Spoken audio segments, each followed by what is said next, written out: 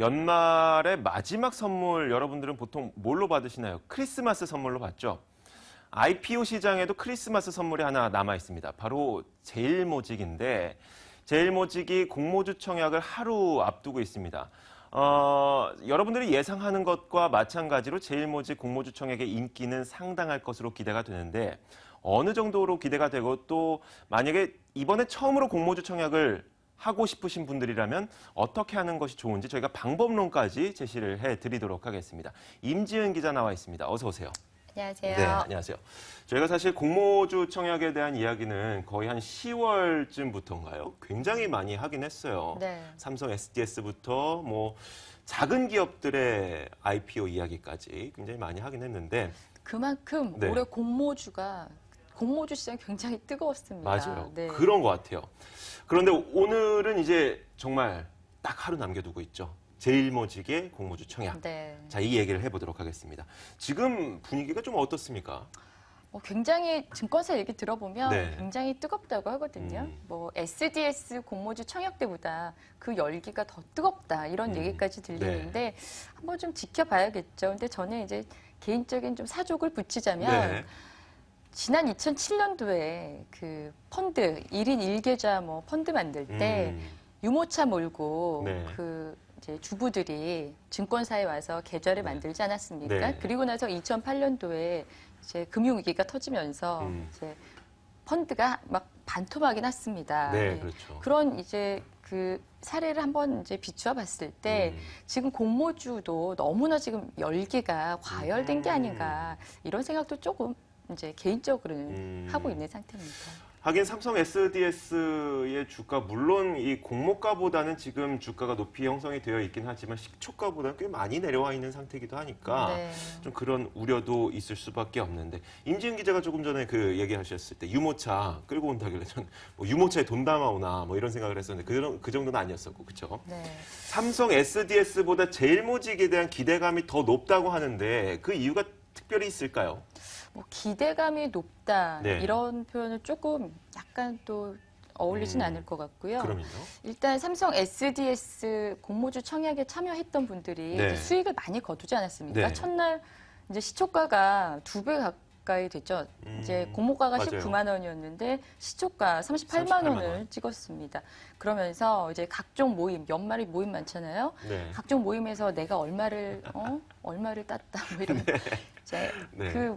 그런 얘기들이 이제 공공연하게 왔다 갔다 하면서 저한테도 주변에서 너 왜 이런 거 나한테 얘기 안 해줬니? 막 이런 항의도 받고 그렇습니다. 네. 일단 보면 삼성 SDS 같은 경우에는 상장 전부터 장외가에서 이제 많이 거래가 됐던 종목이잖아요. 네. 그리고 워낙에 장외가가 높은 상태였기도 하고 공모가 자체도 19만 원이라는 돈이 네. 작은 돈이 아니기 때문에 대부분 고액 자산가 중심으로 좀 이제 문의가 이루어졌다면 이번에 제일모직 같은 경우는 이제 공모가가 5만 3천 원으로 네. 정해졌는데 일반 투자자들도 좀 충분히 나도 한번 해볼 수 있겠다 이런 네. 생각을 가지고 문의를 많이 하시는 것 같습니다. 자, 그렇다면 삼성 SDS처럼 이 제일모직도 좀 비슷하게 접근을 해봐도 될까요? 그렇게는 안 될 것 같습니다. 그 삼성 그래요? SDS 같은 경우에는 네. 좀 단기적인 차익을 노리고 들어간 투자자들이 대부분입니다. 네. 근데 이제 제일모직 같은 경우에는 지금 투자자들이 난 이 주식을 뭐 자식에게 물려주겠다 아니면 손자에게 물려주겠다 이런 지금 투자자분들이 많다고 하거든요. 투자 성향이 네. 조금 차이가 있는데 그 이유를 좀 들어보면 일리가 있습니다. 그 외국계 그 증권사죠. CLSA죠. 네, 크레딧 리오네죠. 예. 네. 그 CLSA에서 한번 리포트를 내놓은 적이 있는데 삼성 SDS 주식 같은 경우에는 오너 일가가 언젠가는 지분을 지분을 정리할 가능성이 있다. 네. 다시 말해서 오너 일가가 지분을 정리하면 주가 하락은 어느 정도 예견된 수순이다. 이러한 분석을 내놓은 적이 있습니다.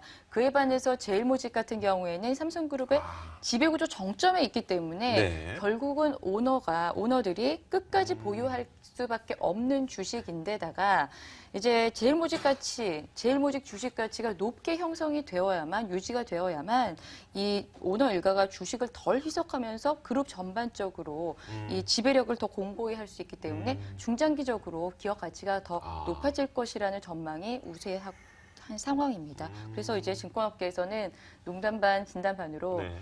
지금 뭐 진짜 로또는 삼성 SDS가 아니라 네. 제일모직이다 이런 얘기도 나오고 있습니다. 농담 반, 네. 농담 같지 않은데.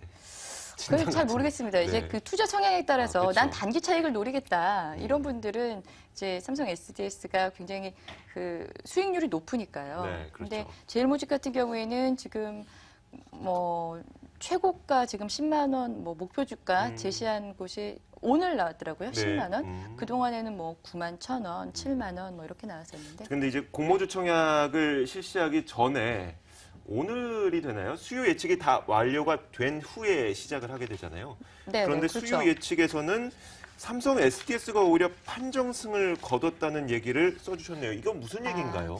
그게 무슨 얘기냐면 그 공모가를 결정하기 전에 네. 그 기관 투자자들을 대상으로 이제 네. 수요 예측을 합니다. 그렇죠. 수요 예측을 하는데 이제 삼성 SDS 수요 예측에 기관 투자자들의 자금이 450조가 몰리면서 역대 최고치를 기록을 했습니다. 네. 그런데 이제 업계에서는 제일모직이 과연 이 기록을 돌파할 것인가 관심이 굉장히 많았는데 결국은 425조 원으로 이제 아깝게 뭐 이제 좀 실패로 끝나고 말았는데 좀 속사정을 좀 들여다볼 필요가 네. 있어요. 그동안에는 그 뭐 검은머리 외국인이라고 하죠. 국내인들이 해외 조피 조세 회피처라고 네. 그러죠. 예, 거기다가 페이퍼 컴퍼니를 만들어 놓고 이제 마치 외국인 투자자인 것처럼 기관 투자자인 것처럼 이제 위장해서 수요 네. 예측에 참여해온 관행이 있었는데 이제 금융당국에서 이거를 이제 제재를 하겠다. 네. 그렇게 선언을 하고 이 제일모직이 그 사례의 첫 번째 적용된 사례인 겁니다. 그래서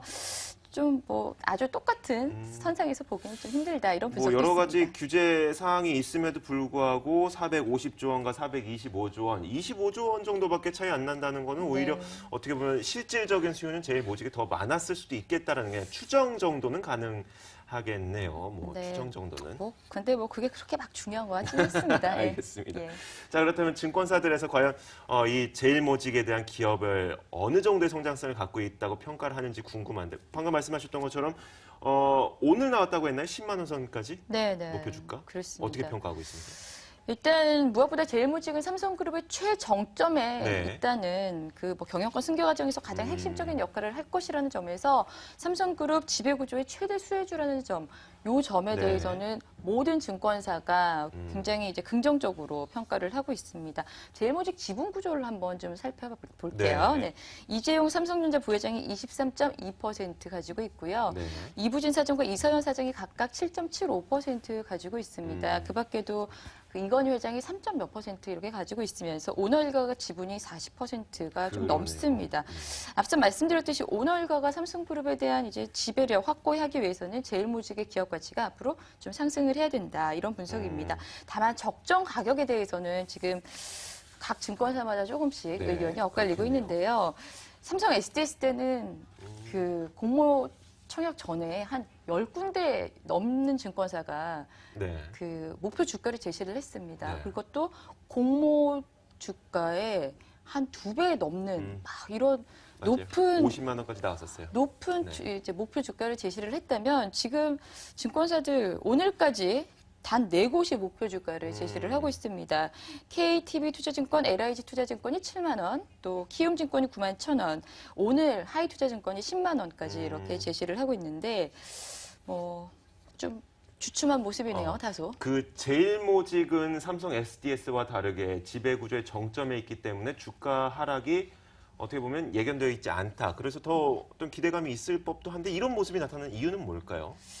제일모직이 이제 제일 정점에 있고 그다음에 삼성생명, 그다음에 전자 이렇게 그 지배구조의 정점에 있지만 또 그 거꾸로 보면 네. 이렇게 정점에 있기 때문에 지배구조 이슈 때문에 그만큼 고평가돼 있다. 이런 분석도 좀 가능한 거죠. 실제 그렇죠. 제일모직 공모가를 1년 뒤에 이제 주당 순이익으로 나눠 보면은 34배에 달합니다. SK의 이제 그 뭐죠? SK 지주사라고 할 수 있는 SK CNC는 4.6배. 현대차그룹 지주회사 격인 현대글로비스가 11.9배니까 훨씬 높은 셈이죠. 동종업계 대비 네. 굉장히 높은 수준입니다. 이제 그리고 또 지배구조 개편 속도와 방향 등도 사실 굉장히 불확실한 상황이잖아요. 네, 그렇죠. 그래서 그런 점에서 이제 조금 증권사 애널리스트 분들이 좀 주저하는 것 같고요. 하지만 중장기적으로 보유한다면 주가 흐름은 좀 이제 상승세 우상향 곡선을 그리지 않을까 네. 이런 분석 내놓고 있습니다. 네, 그럴 것 같군요. 자, 그렇다면 마지막으로 네. 이제 공모주 청약에 참여하시고 싶으신 분들, 만약에 네. 아직까지 한 번도 해보지 않으셨던 분들도 계실 거고, 뭐 지난번까지 뭐 몇 번 참여해 보셨던 분들도 있을 거고요. 좀 방법론을 제시해 주실까요? 네. 일단 이번에 그 청약을 받는 증권사는 6군데인데요. 네. 주관사인 대우증권도 그리고 대표 주관사가 대우증권이고요. 주관사는 우리투자증권, 또 인수단은 삼성증권, 신한금융투자, 하나대투증권, KB투자증권 등 6곳입니다. 네. 개인이 일반 청약 참여하려면은 이 6개 증권사의 계좌를 가지고 있어야 되는데요. 네. 오늘까지 꼭 개설해야 오늘까지. 됩니다. 네. 네. 근데 청약 뭐 이렇게 영업정 방문하거나 요즘 HTS 많이 쓴다고 하더라고요. 맞아요. 예. 그리고 뭐 자동 응답 시스템 뭐 전화로도 가능하다고 하니까 하시면 될 것 같고. 근데 좀 유의해야 될 게 증권사별로 좀 이제 자격 요건이 달라요. 네. 그래서 미리 좀 확인을 해두는 게 좋을 것 같은데 일반 청약 한도는 대표 주관사인 대우증권 같은 경우에 10만 5천 주로 가장 많고요. 우리투자증권 8만 5천 주, 삼성증권 6만 주, 신한금융투자, KB투자증권 3만 주, 13,000 주, 네. 하나대투증권 12,000주 순입니다. 뭐 고객 자격 요건에 따라서도 뭐 청약 한도가 다른데, 예, 뭐 이거는 이제 좀 각자 자신의 그렇죠. 이제 자신의 처한 예, 상황에 맞게. 상황에 맞게끔 예, 하시면 될 것 같습니다. 네, 알겠습니다. 각자 상황에 맞게 미리미리 좀 준비를 하셔서 좋은 투자 하셨으면 좋겠습니다. 임지은 기자와 함께 이야기 나눠봤습니다. 고맙습니다. 자, 이렇게 현장 플러스 진행했습니다. 증시엔 바로 이어집니다.